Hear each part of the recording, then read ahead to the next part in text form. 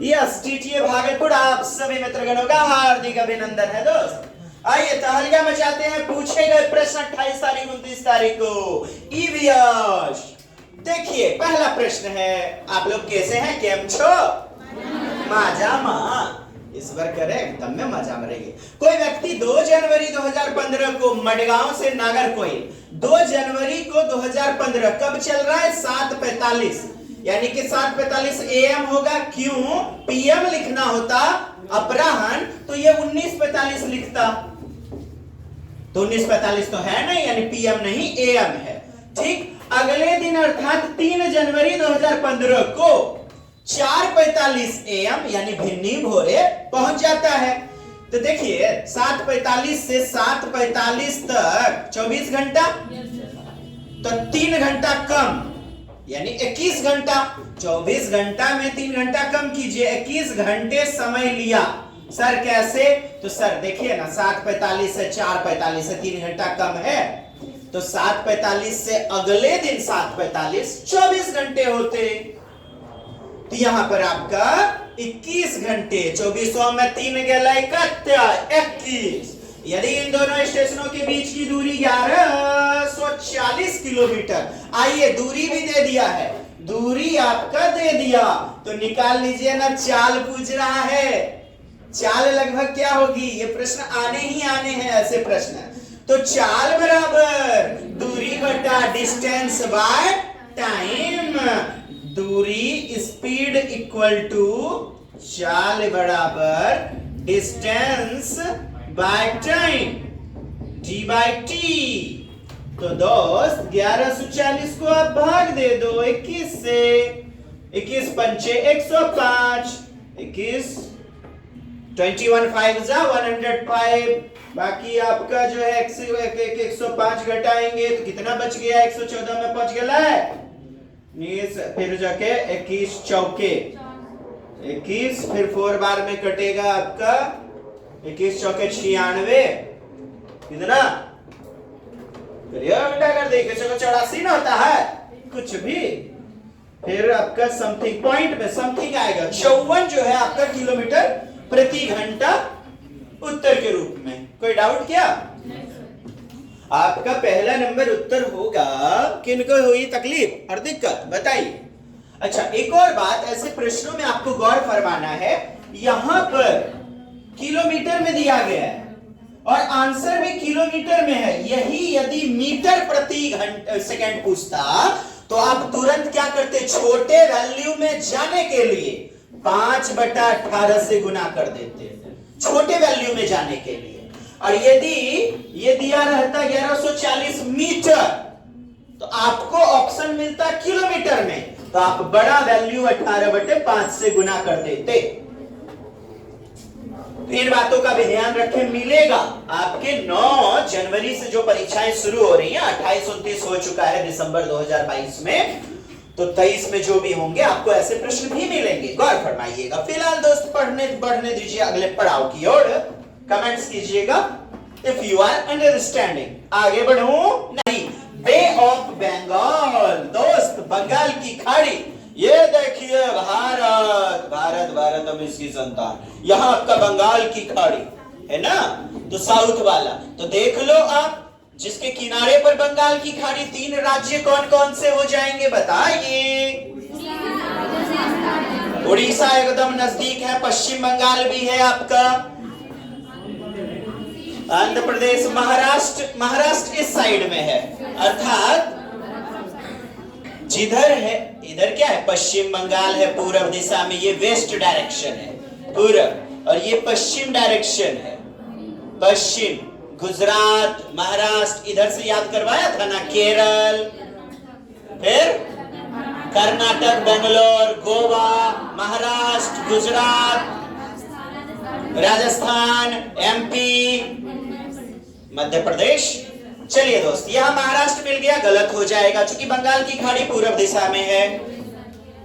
ओडिशा, केरल नीचे है साहब आपका, दक्षिण दिशा में, गलत हो जाएगा। उड़ीसा, आंध्र प्रदेश, तमिलनाडु, बहुत बढ़िया। केरल आ गया, गलत कीजिए, उत्तर क्या हो जाएगा? आने हैं पक्के प्रश्न। नेक्स्ट,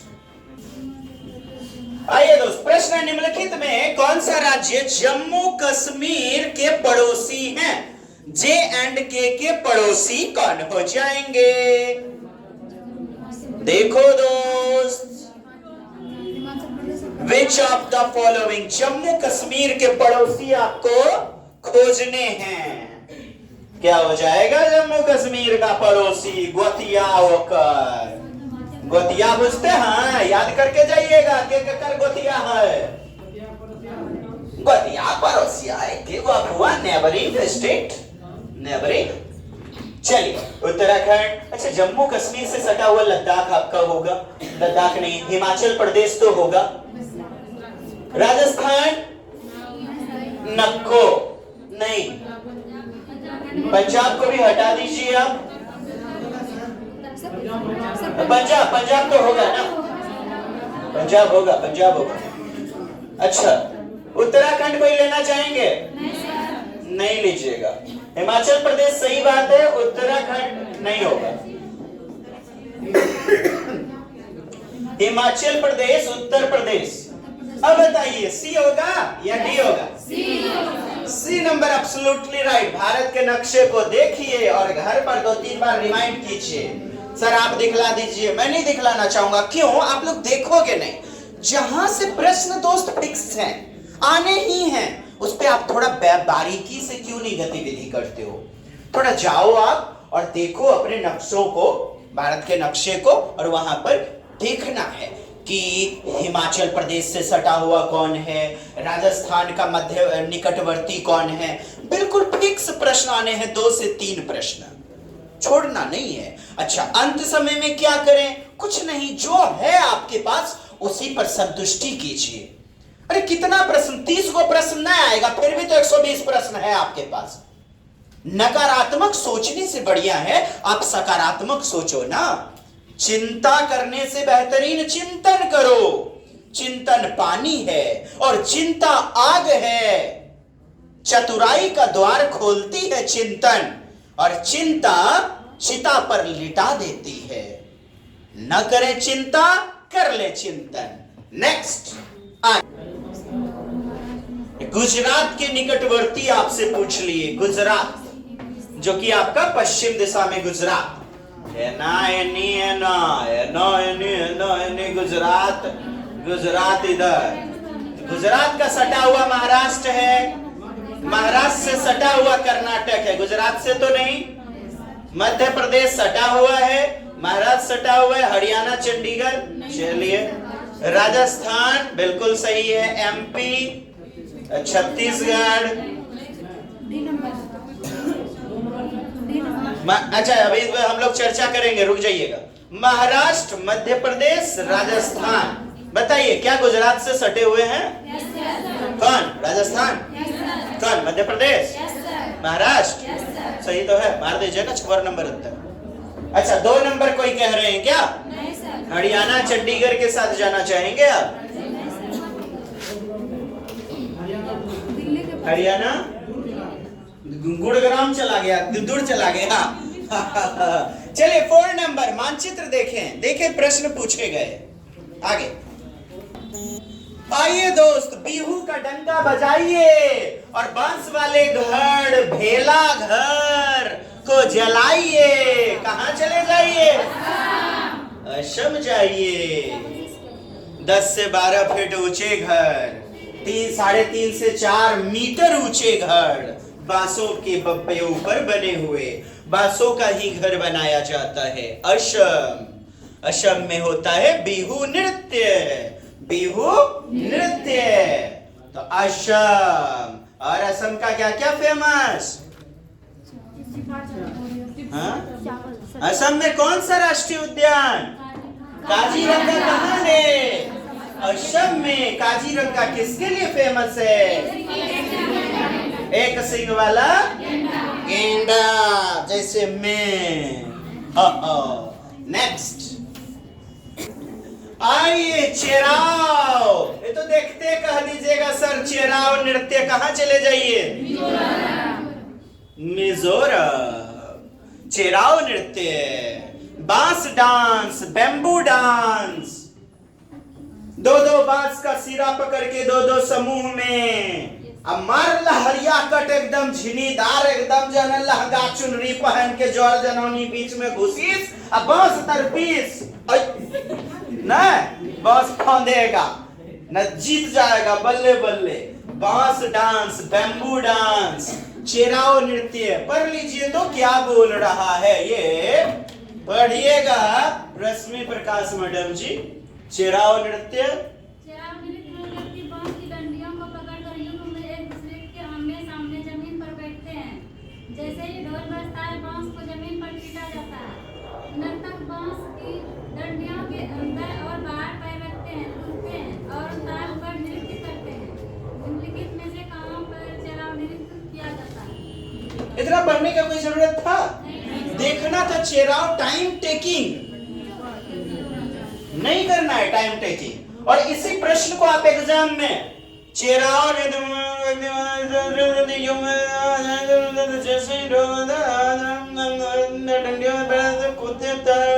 क्वेश्चन को देखेंगे, कहीं नहीं तो कहीं कुछ अरमेजोरा। आपको बोलने से ज्यादा मौन ज्यादा फास्ट रीडिंग होता है, टाइम बचाना है। अच्छा, यहाँ ऑप्शन देखे जा रहे हैं इस बार। क्या है ना ऑप्शन में, हेलो दोस्त, जैसे कि आपका ऑप्शन हो गया, नीचे में आपको 4 गो गोलकी दे देगा। नीचे में पहले बगल में हुआ करता था, इस बार क्या है ना नीचे में गोलकी दे रहा है। इसको ऑप्शन में 4, 3, 1, 2 कुछ भी लिखा जा सकता है। आपको देखना है वहां कि ऑप्शन का नंबर क्या है। ऐसा नहीं यहां पर आपका 2 नंबर सही हुआ, 2 नंबर की गोलकी रंग दिया, अरे ये तो 3 है, ये तो 3 है, 2 नंबर इसको रंगना होगा। बात समझे? यहां ये टाइम टेकिंग है। बाकी 9 तारीख को जिनका जिनका एग्जाम था कहीं कुछ सुधार तो नहीं किया। हालांकि इतनी जल्दी कैसे सुधार करेगा, पहले से रणनीति बनाया जाता है ना। बट आप तैयार रहें, क्या दिक्कत है, छोटी मोटी बात है। जो भी पत्थर फेंकेगा तेरे द्वारा फेंके गए पत्थरों से मैं रोऊंगा नहीं, वक्तों भरी गाली नहीं दूंगी, मैं घर बना लूंगी, अपना आसियाना बना लूंगी। तो यही करना है, दिक्कत क्या है? जना पुछवाला टीचो भी लोगो because we are TTA Bhagalpur. चलिए दोस्त, 2 नंबर नेक्स्ट। निम्नलिखित में पढ़ डालिए। गीतांजलि मैडम जी क्या बोल रहा है? निम्नलिखित में से कौन सा एक भारत का संघ शासित प्रदेश नहीं है? Union territory. अच्छा, आपको फटाफट स्पीड में ऐसा नहीं देख लेना है वहां पर। फिर दूसरा हिंट आपको, फिर दूसरा हिंट। संघ शासित प्रदेश है, तुरंत एकदम जम्मू कश्मीर मार देते हैं, लद्दाख मार देते हैं, नहीं दिया गया है, गौर फरमाइए। तो चंडीगढ़ आपका है ना केंद्र शासित प्रदेश, लद्दाख है, जम्मू कश्मीर है, क्या नहीं है? 8 गो केंद्र शासित प्रदेश है और 28 गो राज्य हैं। यहाँ आपका उत्तर 1 नंबर। तो 1 नंबर देखना है, नीचे में कौन गोलकी पे 1 नंबर है, वही गोलकी के रंगेंगे। रंगेंगे क्या, छू देंगे, खाली माउस को ले जाएंगे छू देंगे, है ना, माउस को ले जाएंगे छू देंगे। नेक्स्ट आइए दोस्त, कोई विशेष चीजें नहीं है, आप तुरंत मार देंगे कि प्रोटीन सर्वाधिक जो है ना होता है सोयाबीन। सोयाबीन में प्रति ग्राम प्रोटीन, तो सोयाबीन में 0.36 प्रति ग्राम होता है। 1 ग्राम पर 0.36 होता है, ठीक है दोस्त। और गेहूं में 0.16 होता है, गेहूं में। मूंगफली में 0.23 के समथिंग होता है मूंगफली में। सोयाबीन के बाद पूछता ना आपसे तो मूंगफली मार देना था आपको, सोयाबीन के बाद पूछता तो। हाँ चलिए बढ़िया। अच्छा, और क्या अपन बात करना चाह रहा था, ये तो हो गया। अच्छा, जब भी आप बैठेंगे ना कंप्यूटर पर, अच्छा वहां पर आपको जो है ना मशीन पर जाकर के फिंगरप्रिंट लेगा। फिंगरप्रिंट है वो मशीन में, उसका कोई वैल्यू नहीं है। ऐसा नहीं कि भविष्य में फला चिला ढिमका, कोई वैल्यू नहीं है। है ने डाल रखा तो थोड़ा थुतनो निकले सब ने, एडमिट कार्ड निकलेगा। बात बुझे? तो खैर परेशान नहीं होना है। बोले तो बहुत लोग परेशान हो जाते हैं कि सर जो है ना मेरा माउस वगैरह जो है ना काम नहीं कर रहा है बीच में, तो पहले से ही चेक कर लेना है। बैठ गए, माउस वगैरह ऐसे 2-4 बार हिला देंगे, स्क्रॉल बटन वगैरह घुमा देंगे, हाँ घुमा के देखेंगे स्क्रॉल बटन माउस। अच्छा, बीच बीच में सट कुछ लोगों में दिक्कतें होती हैं, कंप्यूटर प्रॉब्लम, पूरा सट हो जाता है यानी बंद हो जाता है, फिर वो चालू होगा। माइंड मेकअप कीजिए, आप घबरा मत जाइएगा। परिस्थिति जैसी है क्या कीजिएगा, वहां कोई कंप्लेन कीजिएगा, वहां लुल्लू पंजू 200-300 टका पे बैठा हुआ पेट भरता पे वह तरफ फरियाद सुनता ना, सीटेट आयोग थोड़े है, वो तो एक मुखौटा है जिसको सीटेट आयोग ने दे दिया कि आप एग्जाम कंडक्ट करवाना। बस इतनी सी बातें। वो उसको आपसे ज्यादा जानकारी वहां के 2-3 लुल्लुओं से के पास नहीं होगा, 2-3, बाकी लोग मेधावी रहते हैं। कुछ लोग जो है ना बिना मेधावी, सर ये बातें कैसे बोल रहे हैं, तो जो भी सुन रहे हैं ना वो देखिए 28-29 का पेपर जिन्होंने दिया ना उनसे पता कीजिए। तो मैंने भी उनसे पता किया है ना, हमारा तो क्लेम ने ठोक दीजिएगा सर लुल्लू वर्ड का प्रयोग किए, हाँ तो वही लोग करबे किया है, नहीं तो पूछिएगा। बाकी लोग धुरंधर हैं, 2-3 को लुल्लू हैं। हाँ तो दोस्त आप घबराइएगा नहीं, पेशेंस रखिएगा। आपका कंप्यूटर थोड़ा गड़बड़ भी हो जाता है थोड़ी देर के लिए तो बी कूल। ऐसा नहीं कि एग्जाम सबमिट हो गया, जब तक टाइम पूरा नहीं होगा वो आयोग वहां से सबमिट करेगा ही नहीं। आप लाख करके देख लोगे सबमिट होगा ही नहीं। आपका ऑप्शन पे दबा भी जाएगा ना, नहीं एक्सेप्ट लेता है ना। इसलिए घबराना नहीं है कि कोई कुछ क्लिक हो गया, सर क्या होगा अब मेरे साथ, अब मैं क्या करूं। बिल्कुल नर्वस नहीं होना, संवेग हावी नहीं होने देना है। बेचैन, एनेक्सियस, दुश्चिंता, चिंता नहीं आने दीजिएगा। इतनी ही निवेदन है आपसे। आइए यहां उत्तर आपका सोयाबीन है। नेक्स्ट आइए, पूछा गया प्रश्न मच्छरों द्वारा फैलता है, एकदम हूबहू याद करवाया है। मलेरिया, चिकनगुनिया, डेंगू किधर है? डेंगू, मलेरिया, चिकनगुनिया आपका सी नंबर। अच्छा, मलेरिया सिनकोना छाल, कोनाइन नामक गोली तैयार करते हैं। पहले छाल का प्रयोग होता था, पहले छाल का प्रयोग होता था बार्क, अब उससे टेबलेट यानी कोनाइन नामक टेबलेट तैयार होती है। मलेरिया किससे फैलता है? कौन से मच्छर? मादा जब भी काटेगी, चाहे वो सचकुरवा जिंदगी हो या मच्छर के जिंदगी हो, जोरे जननी यानी मादा फीमेल वाली काटेगी। कॉन्सेप्ट क्लियर है ना? हाँ, चूंकि वो अंडोत्पादन के लिए गर्माहट मनुष्य के खून की, गर्माहट शरीर की या इत्यादि आवश्यकता होती है। किसके लिए? निषेचन के लिए, हाइबरनेशन के लिए। हाँ, और आगे बात करें कौन से मच्छर काटने से होगा? डेंगू। और कौन से काटने से? मलेरिया। मलेरिया किससे? मादा एनोफिलीज, और डेंगू एंडीज। ठीक, मच्छर के साथ एनाफिलीज जाना है ना, एनाफिलीज, और डेंगू के साथ मादा एंडीज, मादा एंडीज मच्छर जाना है। बढ़िया, समझदार है, किन्हीं को डाउट है क्या? वाह, बढ़िया, जबरदस्त, 1 नंबर। चलिए समझ ही रहे हैं, नेक्स्ट बढ़ते हैं आगे।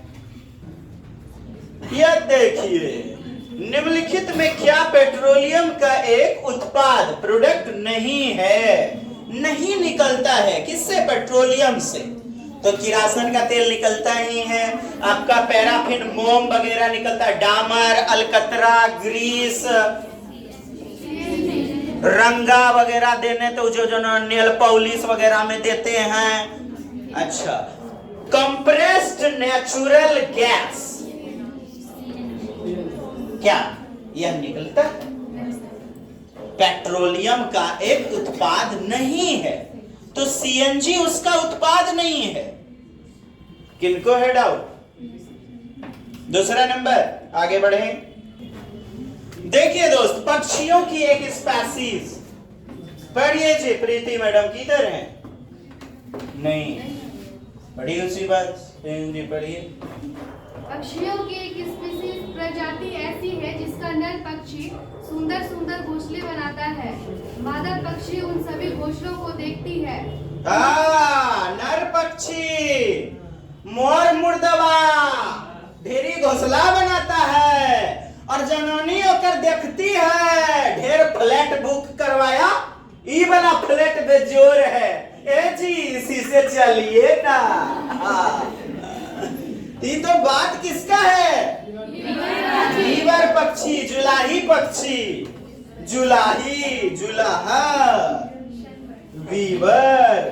सनबर्ड बोलते हैं इसको, इसको नहीं बोलेंगे। सकड़ घोड़ा को सूर्य पक्षी, सनबर्ड भी बोलेंगे।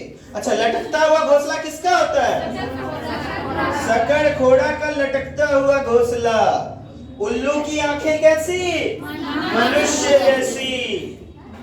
बसंत गौड़ी क्या कहाँ देगी अंडा? पत्थर वगैरह। वो तो कलचिड़ी है ना। वाह, कॉन्सेप्ट क्लियर है। पेड़ के तने में। अच्छा, बसंत गौड़ी कहाँ देती अंडे? पेड़ के तने में। अच्छा, वीवर पक्षी हमारा उत्तर हो जाएगा दोस्त। अंडे देती है पक्षियों की इस स्पीसीज का नाम क्या है? वीवर। उतना घुमाया फिराया कहाँ उतना पढ़ना था। नर पक्षी सुंदर सुंदर घोंसले, मादा पक्षी उन सभी घोंसलों को देखती है। ऐसे प्रश्न में ना ज्यादा टाइम मत लीजिएगा वहां कि लंबा लंबा स्टेटमेंट पढ़े जा रहे हैं। नजर को तुरंत हो रहा है, नर पक्षी तो सुंदर घोंसले सबसे अच्छा लगा, अंडे देती है। ओ अच्छा जी, तो दूसरा नंबर मार के जल्दी आगे बढ़िए। और दूसरा नंबर देख लीजिएगा, 2 2 2। कौन ऑप्शन में 2 2 2? 2 नंबर 2। बस इसको छू देना है ना। और आपका जो है ना, जिसको आप नहीं टच करोगे, रिव्यू मार्क मारोगे ना, इस बार झंडे जैसी आकृति आ रही है।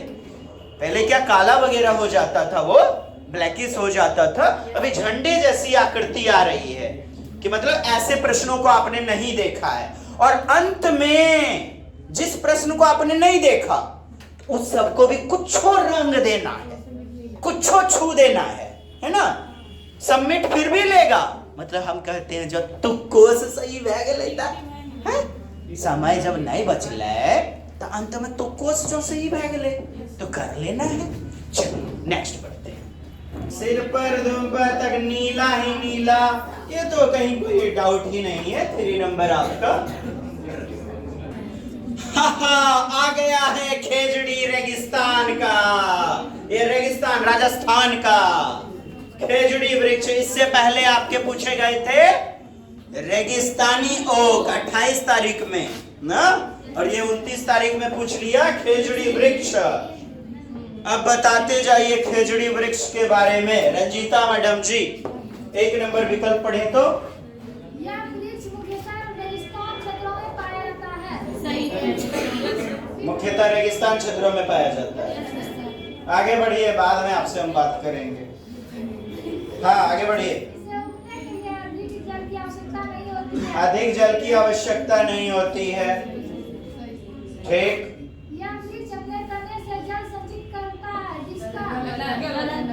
ये तो रेगिस्तानी ओक के बारे में बातें होंगी, आवश्यकता पड़ने पर किया जाता है। बढ़िए।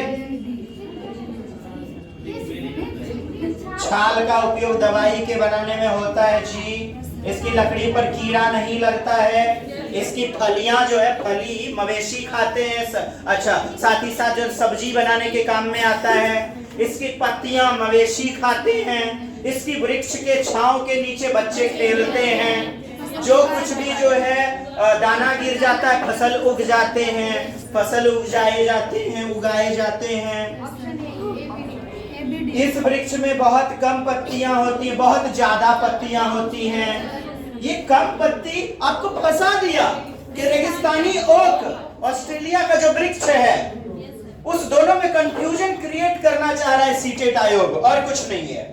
बहुत कम पत्ती किसमें? रेगिस्तानी ओक में। इसमें तो बहुत पत्तियां होती हैं, इसमें तो बहुत पत्तियां होती हैं।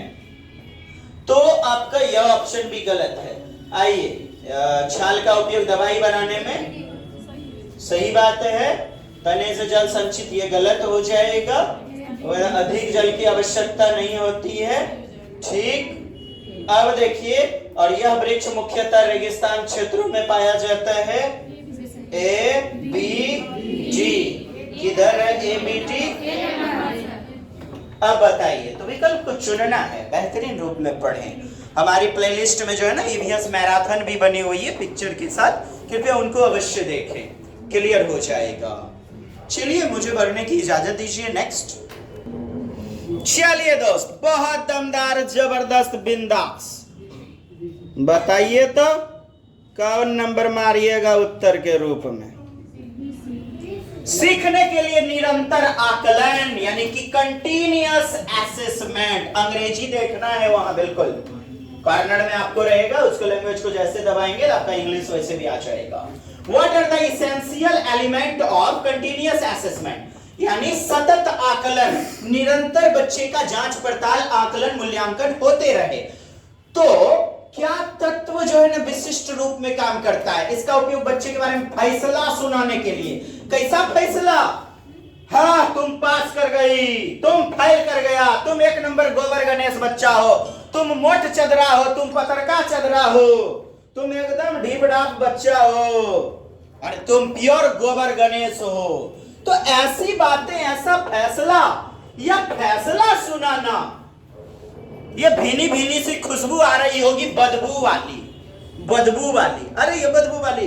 It is used for passing judgement on the child, निर्णय सुनाना। चलिए दोस्त, मुझे नहीं पता गलत या सही, इसे सीखने की स्थिति में निहित किया जाना चाहिए। बताइए, सीखने के संदर्भ से जोड़ते हुए शिक्षण के दौरान बच्चे को मददगार साबित होता है, शिक्षक को भी एक नजरिया देता है कि बच्चे सीख पा रहे हैं कि नहीं। शिक्षकों को उनकी शिक्षण अधिगम, टीचिंग लर्निंग विधि को समायोजित करने की गुंजाइश प्रदान करता है। सही बात।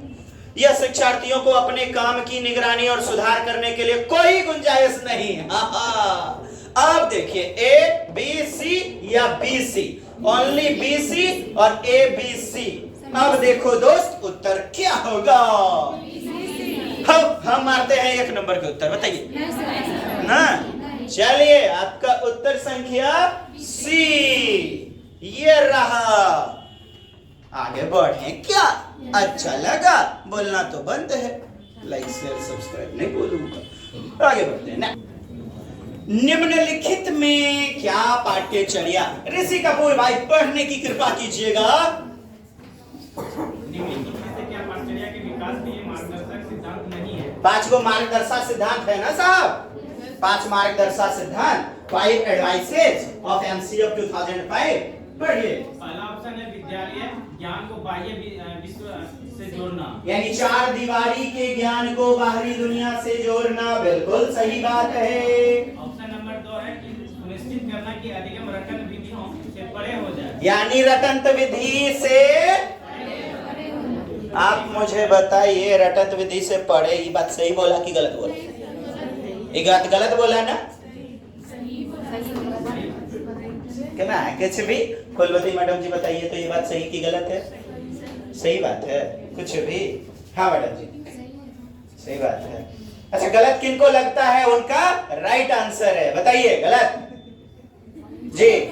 अबे हाथ निकाल ले हैं, सुखबुगा रहे हैं, हाथ एना करके एना निकाल रहे हैं, बड़ा मुश्किल से हाथ ऐसे ठंडा में स्वेटर में ले हैं, हाथ निकाले ऐसे। आप बोलेंगे महाराज अधिगम से पढ़े हैं तो सही बात है, ये तो सही है। इंग्लिश देखिए ना, connecting school knowledge to outside world, outside world. अब कौन नहीं समझे? बाहरी दुनिया से जोड़ना, पढ़े नहीं समझ पाए, पढ़े छी हो थू अपना स्वेटर में। आप लोग तो देवी हैं, देवता हैं हमारे। हाँ, ऑप्शन 3 है शिक्षा को आसान बनाना, परीक्षा को आसान, अच्छा विद्यालय ज्ञान को विश्व से जोड़ना, सही बात है, ये भी सही है। आपसे पूछ रहा है नहीं, है ना, परीक्षा को आसान बनाना। अच्छा 4 नंबर पढ़िए तो, पाठचर्या को समृद्ध करना ताकि समृद्ध यानी गुणवत्तापूर्ण, कैसा, ensuring curriculum so that it goes to beyond text book, ताकि पाठ्यपुस्तक से पढ़े हो सके। पाठ्यचर्या को समृद्ध करना, एनरिचफुल करना, गुणवत्तापूर्ण बनाना, ताकि यह पाठ्यपुस्तक तक सीमित न रहे। सही या गलत?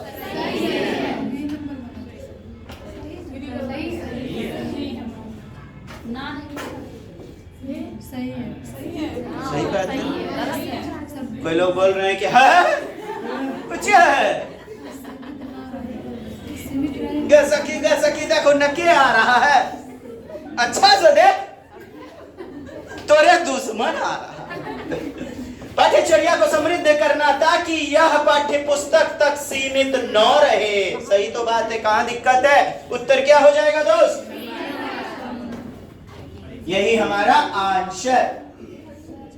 3 नंबर, परीक्षा को आसान बना देना। तो बताइए प्रतिभाशाली बच्चे कहां जाएंगे? चुल्लू भर पानी में डूब के मरने, या चापाकल में धौंस दे के, या अंजुली में खगासों पे नोक डुबा के मर जाने के लिए? अरे यार लचीला होना चाहिए ना परीक्षा। सरल प्रश्न, जटिल प्रश्न, मध्यम वर्गीय, सबका समावेशन होना चाहिए। लचीलापन न्यू एजुकेशन पॉलिसी 2020 इसीलिए तो समावेशित करती है, इंक्लूड करती है। तो दोस्त आपका 3 नंबर उत्तर। Any problem oh my dear? दूसरा संग मनाइए और कहिए हैप्पी न्यू ईयर। बात बुझे? हाँ, तो कहां आंख मिचिया रहे हैं? हमको जी आगे बढ़ो जी, बताइए तो। सर 4 2 1 क्यों नहीं होगा? दमदार विकल्प के रूप में बच्चों की सीखने की प्रगति का वर्णन, अभिलेख आधारित। तो बच्चे को देखते अवलोकनात्मक तकनीक, अवलोकन ऑब्जर्वेशन टेक्निक पर आधारित। आप कहेंगे अधिन्यास तकनीक, असाइनमेंट टीचिंग, ऑरल टीचिंग, मौखिक रूप में प्रोजेक्ट बनाते हुए। साहब सबके लिए देखना जरूरी है ना। अवलोकनात्मक अधिगम, ऑब्जर्व करना, कहता है कि सीखने की प्रगति अर्थात लर्निंग का प्रोसेस, बच्चा सीख पा रहा है कि नहीं, किस अभिलेख पर आधारित होता है, किस पर बेस्ड ऑन होता है, बेस्ड। तो ऑब्जर्वेशनल इन सब में सबसे बड़ा बेस्ट उत्तर होगा। बताइए मैडम, आप पूछ गए हैं? हाँ, जैसे कहेंगे ललटूसिया मैडम बिल्कुल भी अच्छी नहीं है, ये कोई नहीं कह सकता। ये विकल्प सही हो गया। उसी प्रकार इससे पहले जो क्वेश्चन था रटंत विद्या से पढ़े होना चाहिए, तो सही हो गया ये विकल्प। क्या दिक्कत है?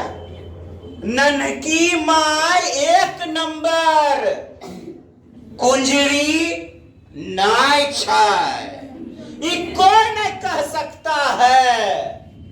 इसका मतलब क्या हुआ? कुंजड़ी ना है, बहुत अच्छी है, देवी माता के समान है, जिनको मैं भी नमन करता हूं। सर काहे बोले? अरे कोई होता है तो मारता हूं, गिरा पढ़ाई क्या? हाँ, तो कह दिया, अंतिम में बोल देगा प्रणाम तोड़े किए थे मैडम। हाँ, आगे बढ़ते हैं। 3 नंबर उत्तर। क्वेश्चन बनने वाला है, बनवे वाला क्वेश्चन बताइए तो। आपने आगमन विधि में पढ़ा हुआ है कि मूर्त से अमूर्त होना चाहिए, स्थानीय से वैश्विक होना चाहिए, यानी near to far. Hello, near to far होना चाहिए।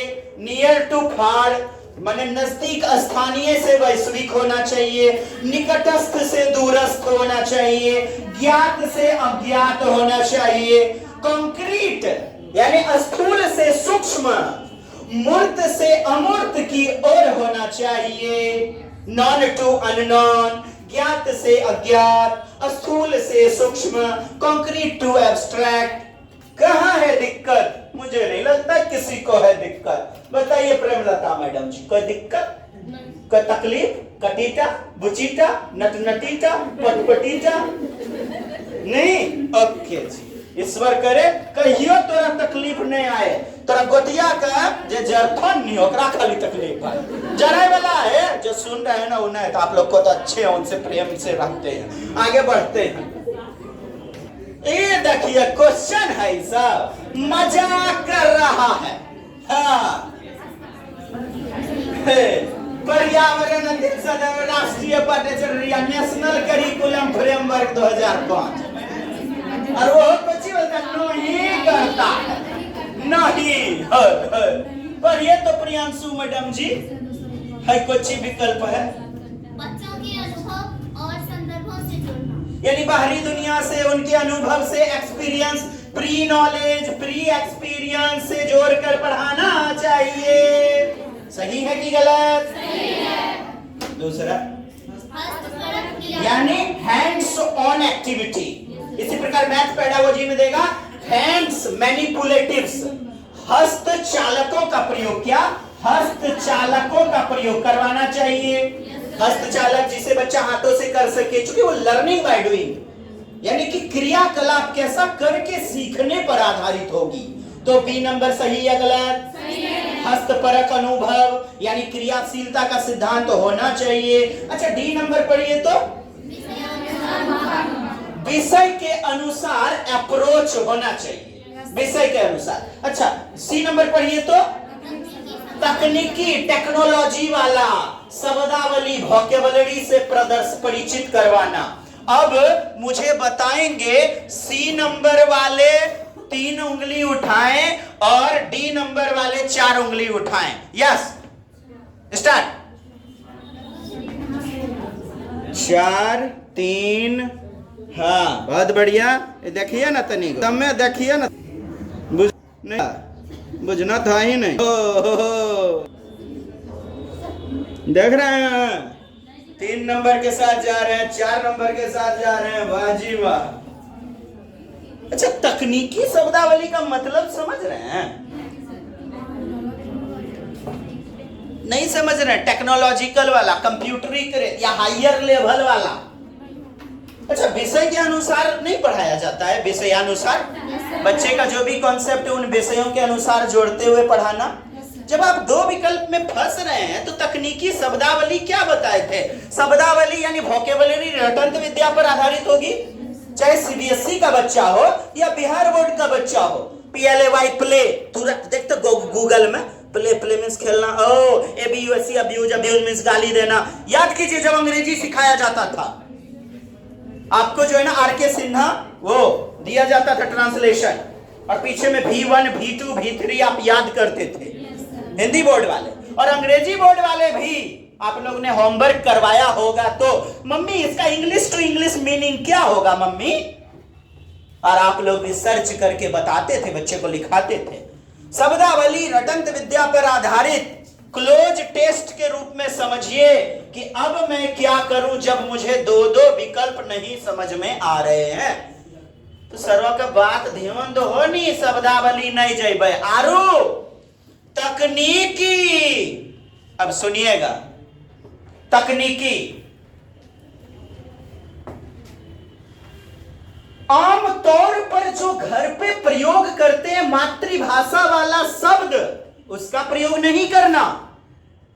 जो किताबों में संदर्भित है भाषा, उसका प्रयोग करना ही तकनीकी शब्दावली है, टेक्निकल वोकैबुलरी है। जैसे कुछ उदाहरण, किताब को क्या बोलते हैं? शुद्ध पुस्तक। क्या बोलते हैं? पुस्तक। तो किताब उताब छबे नहीं कर लो की बताइयो। अंगा, अंगा क्या है? अंगा मातृभाषिक वर्ड है। तकनीकी शब्द क्या होगा? शर्ट, शर्ट, कमीज, शर्ट, तकनीकी। अच्छा जी, ब्लैक बोर्ड, ब्लैक बोर्ड को क्या बोलते हैं? श्याम पट्ट। क्या बोलते हैं? श्याम पट्ट। और ब्लैक बोर्ड यदि परिचित भाषा में बोला तो वो नहीं, टेक्निकल चाहिए। फिर सुनिए मेरा उदाहरण, लोग बोलते हैं ट्रेन, छोड़ दीजिए, बोलना क्या चाहिए? तकनीकी भाषा, लौह पथगामी। क्या बोलना चाहिए? स्टेशन। तो स्टेशन नहीं बोलिए, अंग्रेजों का शब्द प्रयोग नहीं करके बोलिए क्या? धूम्र सकट विश्रामालय। क्या है ये? क्या है ये? तकनीकी शब्दावली। हाँ, गे मैयो हमरा घिरनी नहीं दे छो। की नहीं दे रहा है? घिरनी। क्या? घिरनी। मेला में बच्चे ने देखा घिरनी। घिरनी आमतौर की भाषा है। कैसी भाषा? बोलचाल की भाषा। तो बोलचाल की भाषा प्रयोग नहीं करके कैसा प्रयोग करना चाहिए? तकनीकी, यानी घूर्णन वाला चक्री। चक्री बोलेंगे, चक्र बोलेंगे, या घूर्णन, वो घूमने वाला न मेला में बिकता जो है, याद आया कुछ? चक्का चक्का टाइप का। तो उसको क्या बोलेंगे शुद्ध रूप में? घूर्णन चक्रिका या घूर्णन चक्र, खिलौना। घूर्णी तो नहीं बोलते हैं ना, घूर्णी। तो घूर्णी बोलचाल शब्द है। तो मेरा कहना है तकनीकी शब्दावली आज तक सीटेट आयोग ने जब भी लिया है तब इसको गलत माना है। अब कहां फंस रहे हो? हायर लेवल का वर्ड का प्रयोग करवाना, उससे परिचित करवाना, क्या यह उद्देश्य है? नहीं। और यही उत्तर होगा सी नंबर। अब बताइए, विषयानुसार तो पढ़ाया जाना चाहिए, पढ़ाया जाता है। बताइए जी, सहमत है तो ठीक, नहीं तो फिर बताइए। आगे बढ़ जाऊं? आगे कहां जाओ न बढ़ाइएगा, आगे में तो जगह नहीं है, खड्डा है, हेरा जाऊंगा। 2024 अभी हमको देखना है। हाँ, मैं मसूमात हो जाऊंगा। आगे बढ़ू, नेक्स्ट। आ जाइए दोस्त, ग्रीन हाउस गैस में कौन सी नहीं है? बताइए। ग्रीन हाउस, ग्रीन हरित प्रभाव गैस। कैसा? ग्रीन हरित प्रभाव, यानी ग्रीन हाउस इफेक्ट। दोस्त देखिए, दो प्रश्न आते हैं, एक आपका ग्रीन हाउस और दूसरा आता है आपका अम्ल वर्षा वाला। क्या? अम्ल वर्षा वाला। तो ग्रीन हाउस प्रभाव, पृथ्वी कैसा हरा भरा हरियाली रहता है तो इसे ग्रीन घर माना जाता है, ग्रीन घर बोला जाता है। अब इस पर कौन सी गैस है जो प्रभावित करेगी, इफेक्ट डालेगी? तो इसको कहेंगे ग्रीन हाउस इफेक्ट। इफेक्ट माने प्रभाव। तो पृथ्वी के वायुमंडल में रुका हुआ और ऊर्जा हमारी धरती को ना गर्म कंबल की तरह ढके रखता है, गर्म कंबल की तरह ढके रखता है, जो कि पृथ्वी के लिए जरूरी भी हो जाता है। क्या? कार्बन डाइऑक्साइड, ओजोन गैस, वाष्प, nitrous oxide N2O, methane gas, जल वाष्प, ओजोन गैस, ये सभी हमारे वातावरण के लिए, वातावरण में मौजूद रूप में पाए जाएंगे। और जब कह देगा कि प्रभावित करेगा, नुकसान पहुंचाएगा, कौन? SO2। हालांकि इनकी अधिकता होने पर भी दिक्कत है, लेकिन अधिकता नहीं साहब, नुकसान जो पहुंचाता है SO2, सल्फर डाइऑक्साइड। ये धरती को क्या कह दीजिए? Green house. क्या कहिए?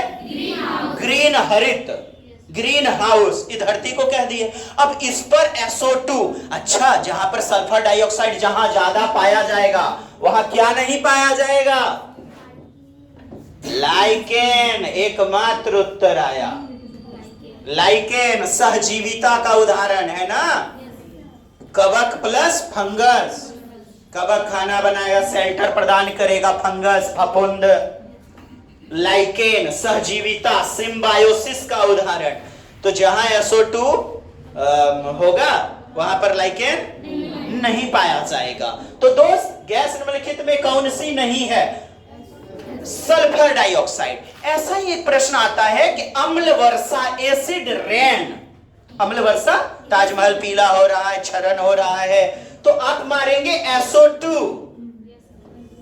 और अमोनिया यानी NH3 ना, ठीक। Sulphur dioxide. Green house gas कौन सी नहीं है? तो ये ग्रीन हाउस गैस नहीं है, बाकी जो है ना ग्रीन हाउस गैस हैं क्या? Nitrous oxide, N2O, ozone, CO2। प्रश्न में डाउट है क्या? बताइए, नहीं तो चर्चा कीजिए, बताएं। नक्को, चलिए कोई बात नहीं, बढ़िया। आइए अगला प्रश्न देख लिया जाए कंप्यूटर महोदय। एनसीएफ 2005 के अनुसार निम्नलिखित में कौन सा ईवीएस का थीम है? बताइए। ये क्या प्रश्न में दिक्कत है? ओहो तुक्को चले ना, बबली सिंह मैडम पढ़ लीजिए एक बार तो। एनसीएफ 2005 के अनुसार वाह, बहुत अच्छा पढ़ते हैं जी, जबरदस्त। हाँ, तो 6 गो थीम है। कौन कौन से? फैमिली एंड फ्रेंड, फिर भोजन, खाना खाइए, पानी पी लीजिएगा, और फिर शेल्टर, आश्रय, आवास, फिर यात्रा कर लीजिए। हो गया, 5 को हो गया। हाँ? तो छठा तो things we make and do, चीजें जो हम बनाते हैं और जो करते हैं। और पहला वाला फैमिली एंड फ्रेंड, उसके अंतर्गत 4 गो उप प्रकरण है। क्या है? उप प्रकरण, उप प्रकरण बोले तो उप थीम, सब थीम, सब थीम है ना। कौन कौन से हैं सब थीम? पहला फैमिली एंड फ्रेंड में आपसी संबंध, खेल एवं कार्य, खेल एवं कार्य, पौधे पशुएं, पौधे एवं पशुएं। चलिए यहाँ उत्तर हो गया 4 नंबर। लव यू ऑल, जय हिंद, जय भारत। और अच्छा लगे तो देख लीजिएगा, बोलना तो है नहीं, गोरा लगते हैं। सफलतम भव। जय हिंद।